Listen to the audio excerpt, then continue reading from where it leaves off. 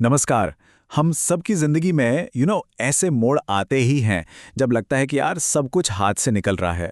और ठीक ऐसे ही पलों के लिए हिंदी साहित्य में एक खजाना है। रामधारी सिंह दिनकर जी की एक जबरदस्त कविता।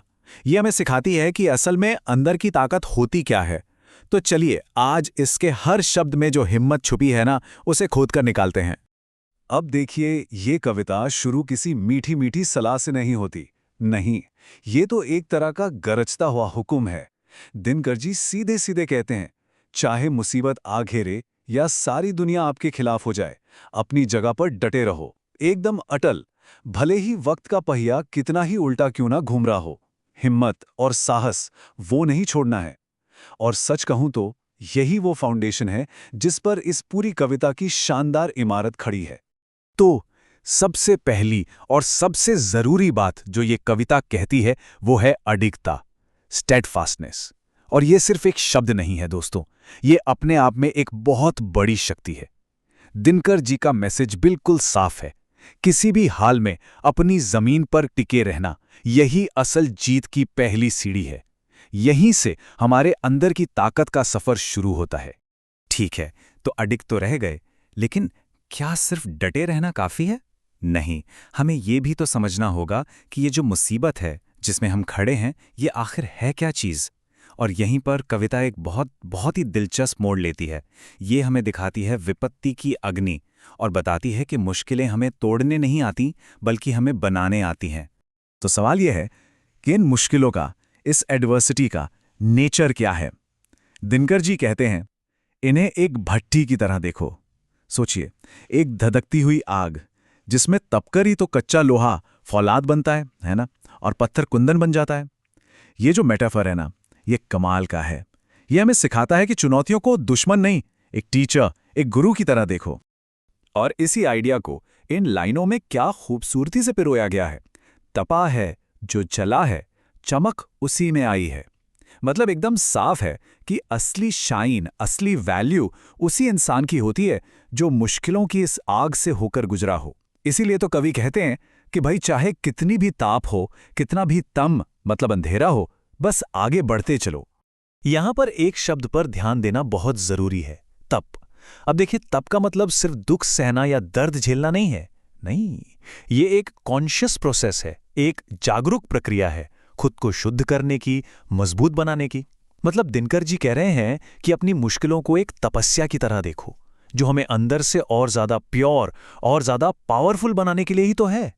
ओके, तो अब तक हमने क्या सीखा? मुश्किलों का सामना करना और उन्हें अपनी ताकत में बदलना। ग्रेट, लेकिन इस ताकत का करना क्या है? इसे इस्तेमाल कहाँ करना है? और यहीं पर कविता हमें अपना तीसरा सिद्धांत देती है, एक लक्ष्य, अटूट बल। क्योंकि सिंपल सी बात है, बिना डायरेक्शन के पावर का कोई मतलब नहीं।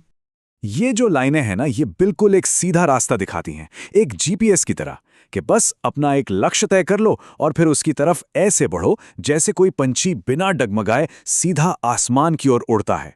हाँ, रास्ते में घटा मतलब मुसीबतों के घने बादल, वो तो जरूर आएंगे, लेकिन जब तक नजर अपने गोल पर टिकी है ना, तब तक हिम्मत और ताकत की कोई कमी नहीं होगी। अब तक हमने बात की बाहर की दुनिया की, बाहरी चुनौतियों की, लेकिन दिनकर जी ये बात बहुत अच्छे से जानते थे कि असली लड़ाई तो अंदर लड़ी जाती है, अपने भीतर। और इसीलिए अब कविता हमें अपने अंदर झांकने के लिए कहती है। यहीं से शुरू होता है हमारा चौथा और बहुत ही अहम पड़ाव, आत्ममंथन का महत्व, इंट्रोस्पेक्शन। खास तौर पर उन लम्हों में जब हार हाथ लगती है। अब ये लाइन, ये स्वप्न भी ना देखना कि तुम कभी विफल रहो, इसको समझना बहुत बहुत जरूरी है। इसका यह मतलब बिल्कुल नहीं है कि कोई कभी फेल ही नहीं होगा। अरे ऐसा तो हो ही नहीं सकता। इसका असली मतलब है कि फेलियर को, अपनी हार को अपनी आखिरी सच्चाई मानने का सपना ख्वाब में भी मत देखना। ये माइंडसेट बदलने की बात है। ये हार के डर को ही जड़ से उखाड़ फेंकने की बात है। तो जाहिर है एक सवाल मन में आता है कि ठीक है, विफलता के बारे में सोचना नहीं है, लेकिन अगर वो फिर भी आ गई, तब क्या? उसका सामना कैसे करना है?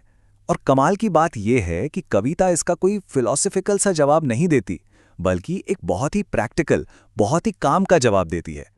और जवाब क्या है? वो है आत्ममंथन। दुख में डूबने के बजाय शांत दिमाग से एनालाइज करो, खुद से ये सवाल पूछो कि कमी कहाँ पे रह गई और यही वो तरीका है जिससे एक हार अगली जीत के लिए सबसे बड़ी लर्निंग, सबसे बड़ी सीख बन जाती है। और अब हम पहुंचते हैं इस कविता के सबसे गहरे और शायद सबसे अहम पड़ाव पर, जहां दिनकर जी उस दुश्मन का नाम बताते हैं जो सबसे बड़ा है, सबसे खतरनाक है, और वो दुश्मन है हमारा अपना मन। जी हाँ, ये एक ऐसी साइकोलॉजिकल ट्रूथ है जो हर लड़ाई का, हर जंग का नतीजा तय करती है। यहां पर एक सीधा सा कंपैरिजन है। देखिए, एक तरफ है बाहरी मुश्किलें, लोगों का विरोध, बुरा वक्त वगैरह वगैरह, लेकिन कविता साफ कहती है कि असली और सबसे विचित्र यानी अजीब दुश्मन तो हमारे अंदर ही बैठा है। कौन? हमारा निराश मन, हमारी उदासी। और यही वो इनविजिबल बैटल है जिसे जीतना सबसे ज्यादा जरूरी है। और इन आखिरी लाइनों में कविता का पूरा सार, एसेंस छिपा हुआ है। बड़ा विचित्र शत्रु है मनुष्य का निराश मन। सबसे बड़ा और अजीब दुश्मन बाहर नहीं, अंदर है। इसलिए असली ताकत, असली हिम्मत उदासियों को छोड़ने और अपने मन की निराशा को हराने से ही आती है। यही वो आखिरी सीक्रेट है सबल और प्रबल होने का। तो दिनकर जी के इस कमाल की कविता से हम क्या 5 बातें सीख सकते हैं? चलिए फटाफट समराइज करते हैं। नंबर 1, हर मुसीबत में डटे रहो। नंबर 2, मुश्किलों को एक आग समझो जो आपको निखारेगी। नंबर 3, अपना एक लक्ष्य तय करो और उस पर टिके रहो। नंबर 4, हारने पर रोना नहीं, सोचना है कि गलती कहाँ हुई। और नंबर 5, और सबसे जरूरी, अपने सबसे बड़े दुश्मन यानी अपने ही निराश मन को जीतो। और आखिर में यह सारी बातचीत हमें एक बहुत बड़े सवाल पर लाकर छोड़ देती है कि इंसान की सबसे बड़ी लड़ाई असल में है किससे? क्या ये लड़ाई बाहर की दुनिया से है या फिर अपने ही अंदर के अंधेरों से? दिनकर जी ने तो अपना जवाब दे दिया है। अब सोचने की बारी हमारी है।